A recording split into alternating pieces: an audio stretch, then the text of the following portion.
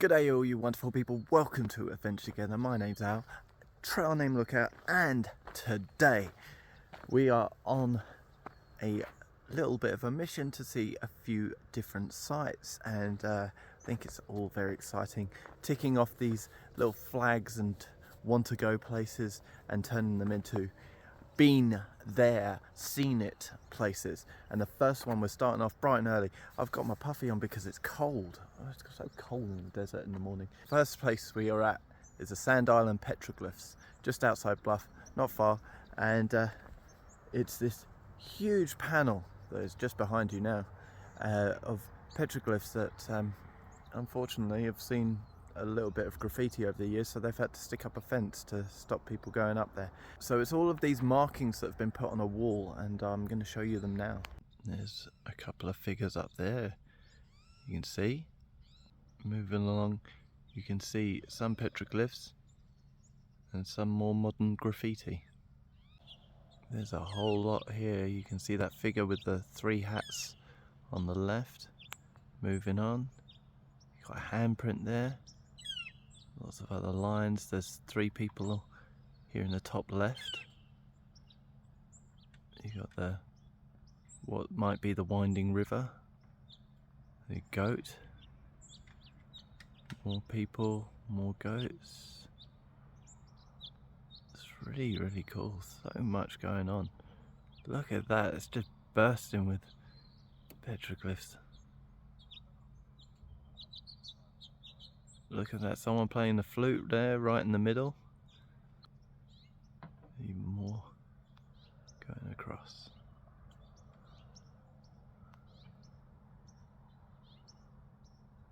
Further along the wall, there's different types of symbols up there.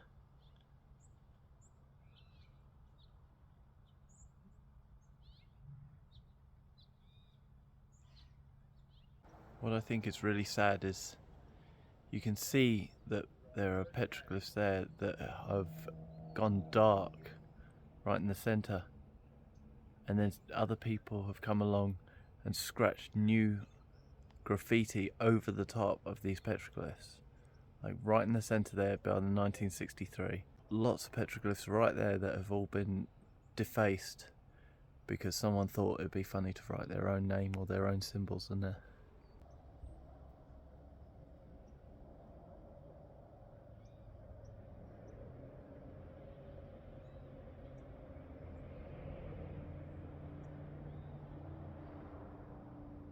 Fortunately, they didn't get to this stuff that's much higher up. What's amazing about all of these is seeing just how many different symbols there are and different patterns. And I'm no expert, but I'd imagine that shows changing cultures over many generations and shows just how long people have been living here, because these symbols that you're seeing here are not similar to ones that are further along the panel.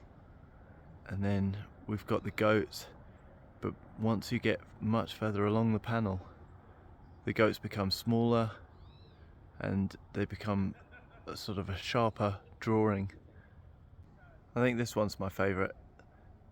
I wonder if it's an early Cocopelli, but it looks like a goat playing a flute.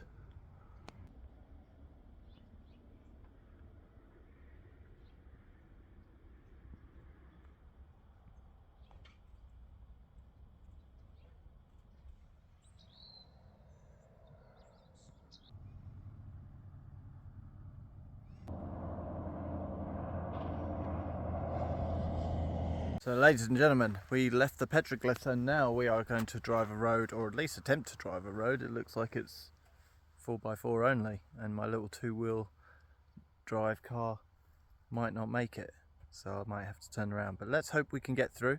This place is called Valley of the Gods, and it is called Valley of the Gods, I'm assuming, because these huge rocks just make you feel schmoo.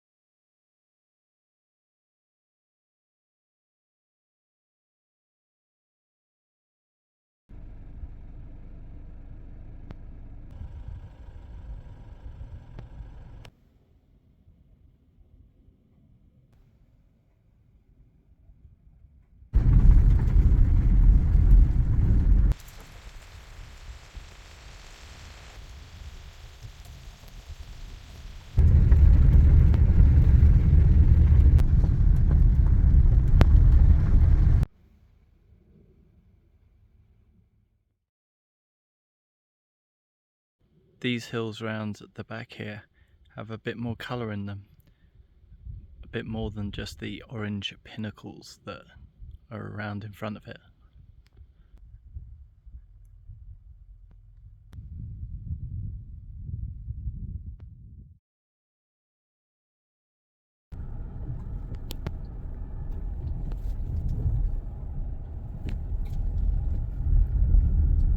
The back of the car's absolutely loving all of this dust.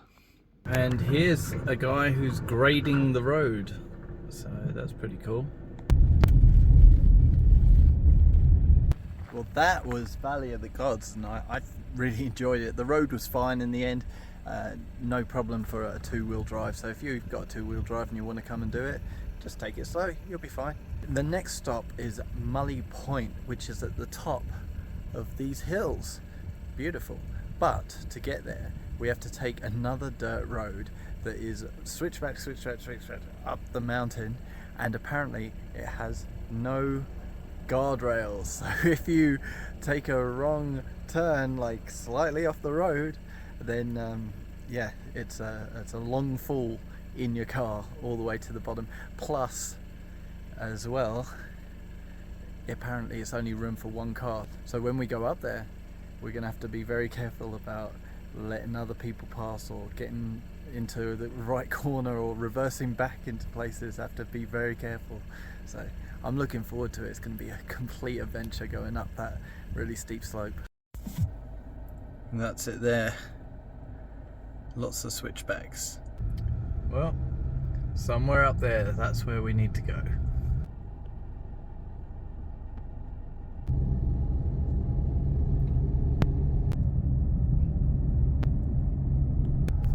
We are off the bitumen now, onto the dirt road. This looks like it's going to be amazing fun. Look at that, that's beautiful.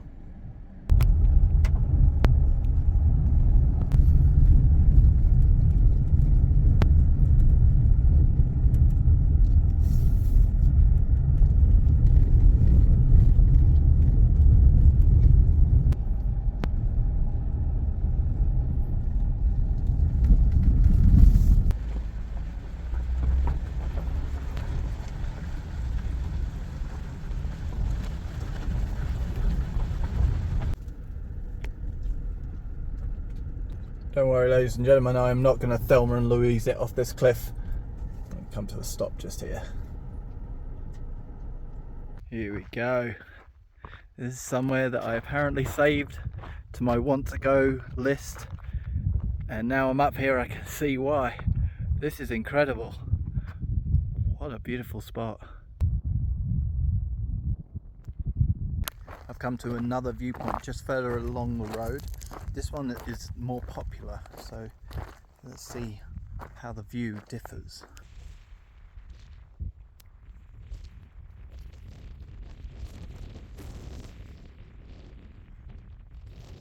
So ladies and gents, we have done Valley of the Gods. We came up Moki Dugway.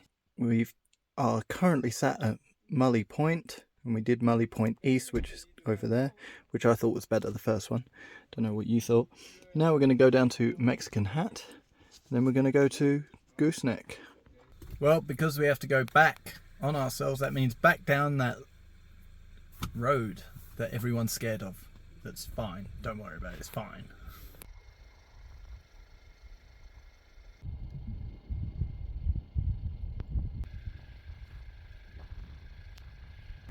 Somewhere on that sign it says Moki Dugway. It's like a magic eye picture, I think you have to squint. Back down the hill.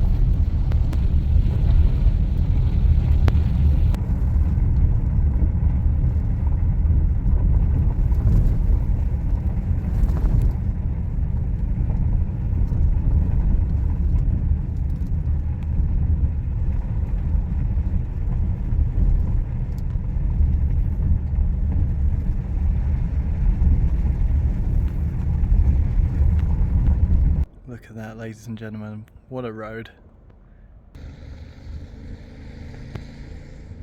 So just before I hit Mexican Hat, I've come out to Great Gooseneck State Reserve, which is the site of one of the deepest entrenched river meanders in North America. I'll show you what it looks like. So that's the San Juan River. There's about 1,000 feet below us. Completely muddy and full of sediment. Meandering round in zigzags.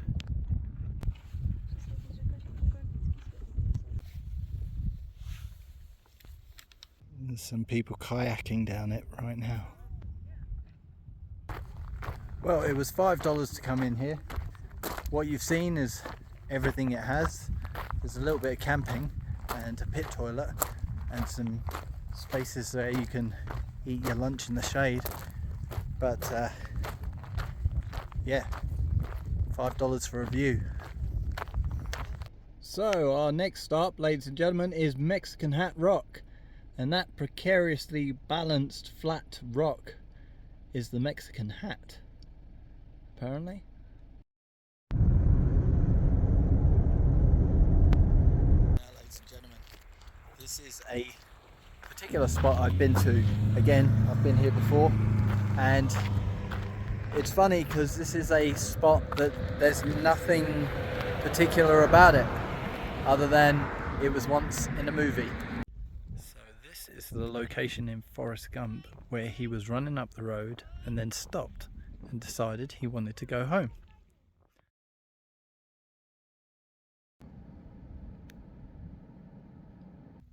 So ladies and gentlemen, we are in Monument Valley and we're going to take a drive around.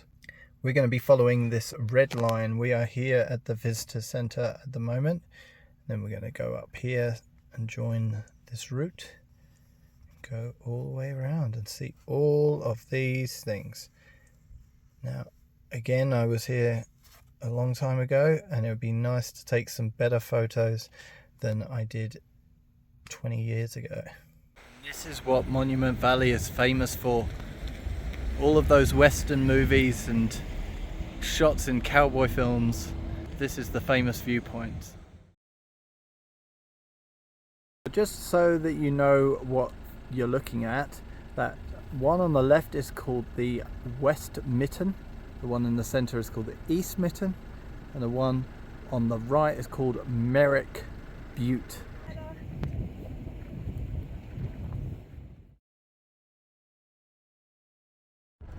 So this one is called Elephant Butte. See if you can see an elephant facing towards the right, facing west. As the sign says, this is Three Sisters. This one is called Camel Butte, and I'm sure that's because it looks like a head at the front and then a big hump on the back.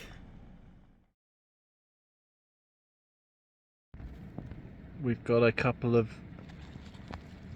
pups in the road. This gigantic rock is forming what is like a traffic circle. Everyone's going around it in a anti-clockwise one-way fashion, and it's gigantic. We've been driving around it for about 10 minutes now, and I think we're about a third of the way around. It's huge.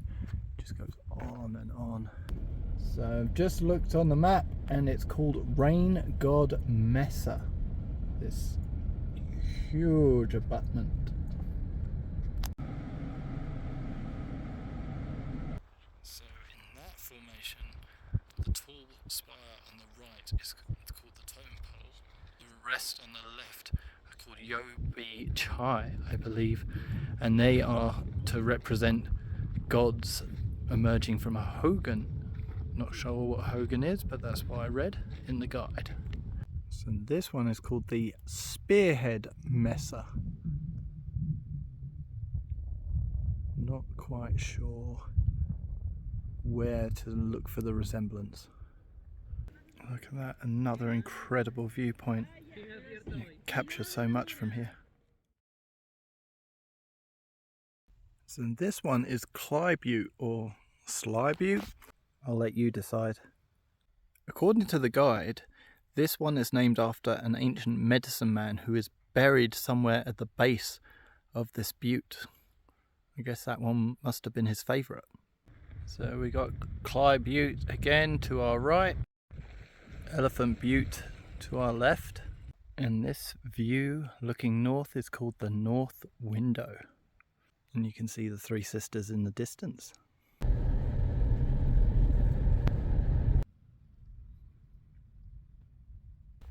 Well, ladies and gentlemen, what an eventful day that was.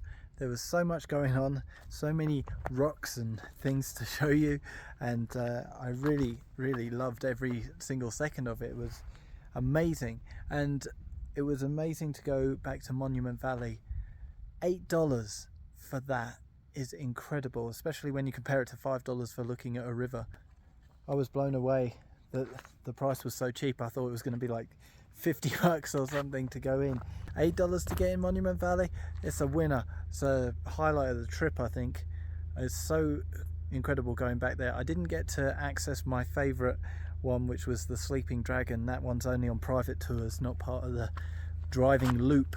But I have come here at the Navajo National Monument campsite, which is free, which is great. So I've come here and I'm going to have dinner and sleep because I'm feeling really tired today.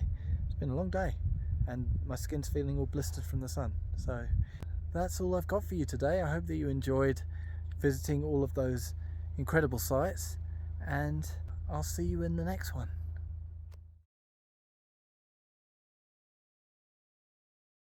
Time to clear off some of this nonsense here. Nice to see this brush is doing 2/5 of fuck all.